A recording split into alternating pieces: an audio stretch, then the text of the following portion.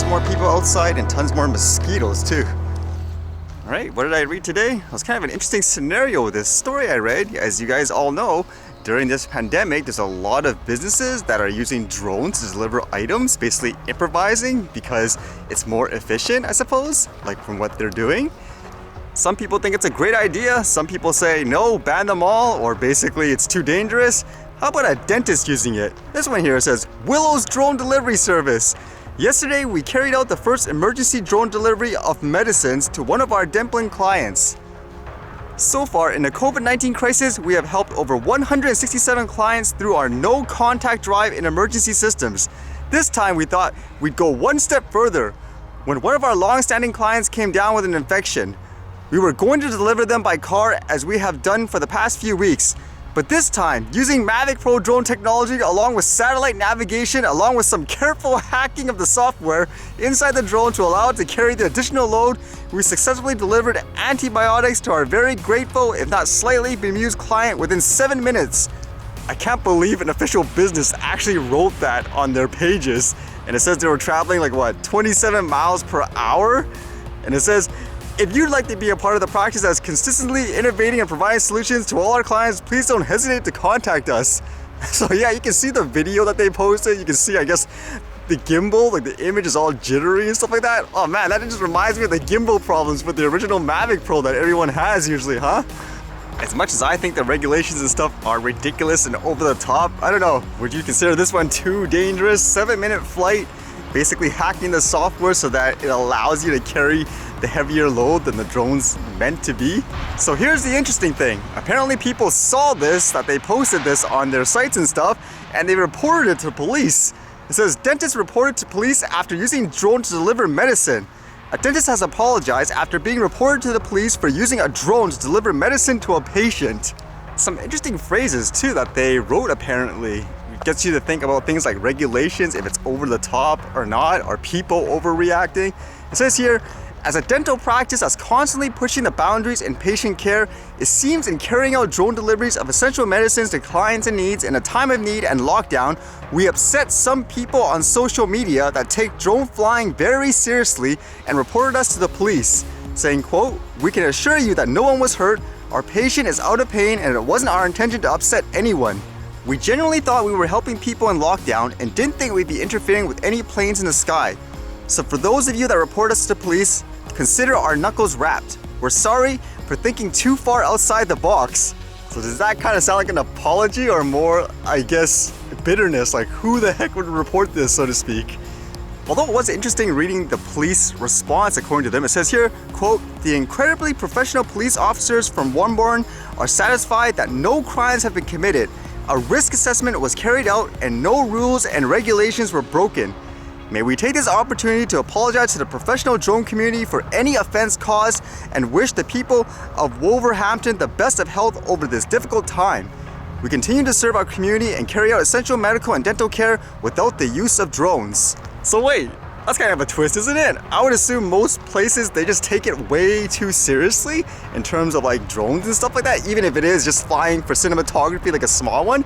I thought most places would be like, nope, attach anything to your drone. Heck no. Whereas this, they're saying the police checked everything out and they're like, no harm done. So that's kind of interesting, isn't it? It makes you think, where I know many times we talk about how the media basically misleads the public, sensational stories, they scare people to basically agree with these over-the-top regulations and all that. But in this case, like even from my experience, many times it's actually drone people, like within the community, that create this hysteria, that encourage these over-the-top regulations like this. It seems like they tried to make light of the situation afterwards. Like it says here, don't worry about the drone deliveries. One of our therapy dogs, Rosie, has volunteered. You can see they basically attach, I guess, the packet on the dog now to say, hey, we gotta go with an old-fashioned way. And then even some people, like the regular public, they say, saw the story of the drones. What exactly did you do wrong? Thought it was a great idea. Because again, that's something to think about. If it's done in a safe way, for example, there's no real issues with it, then for the most part, it's good for people to try to innovate. Again, I don't know what this guy's flight path and stuff were like, what height he was, etc., but in general, I think you need people to be able to experiment and explore in these ways. I mean, that's how it was way back, wasn't it? For myself, assuming it was true, like the police officer checked everything out and said that guy wasn't breaking any laws or whatever, then I think the most sketchy thing about this that you could criticize the guy for is the fact that he hacked the software, basically forcing the drone to carry more weight really than it should, because you can even see from the gimbal and stuff like that, like it's shaking like nuts. Like that in itself is dangerous. Like I would say that would be ignorant to do overall. Like, can you believe if someone actually phoned 911 or that other story recently where the grandfather used a drone to deliver their grandson a present because of this physical distancing within like a driveway lane? Like that would be ludicrous. You can tell me that's illegal all you want and so forth, but to me that shows that a lot of people who make like those laws and stuff about this are completely out of touch in terms of how people can use it in a safe way. Reminds me of that Transport Canada meeting where the people were for more regulations and stuff, but the drones, you have a commercial guy literally saying something along the lines of, I just don't want anyone to pick something off the shelf and then start filming and become like a business, and so to speak. I mean, those regulations and stuff shouldn't be a reason, in my opinion, to suppress things like, I don't know, competition or something like that. Otherwise, it will remind me of, say, stories of kids having like a lemonade stand at the front of their lawn. Like, absolutely should be no problem, right? It's like, kid. Yet you have some people, literally, they'll say, hey, because I have to pay a permit for my business, like an actual storefront or whatever, you're gonna have to do that too, kid. And they actually report them like, to the police. And at times, like, okay, we have no choice. We have to come up to you and do something.